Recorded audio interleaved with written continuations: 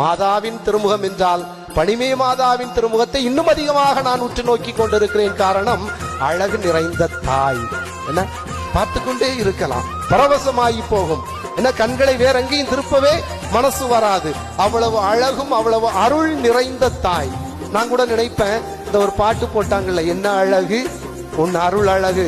ஒரு நம்ம மாதாவை வச்சுதான் அந்த பாட்டியை போட்டிருப்பாங்களோ. என்ன அழகு உன் அருள் அழகு, என்ன அழகும் நண்பழகு, என்ன அழகு திருமுக அழகு, உன் அருள் அழகு.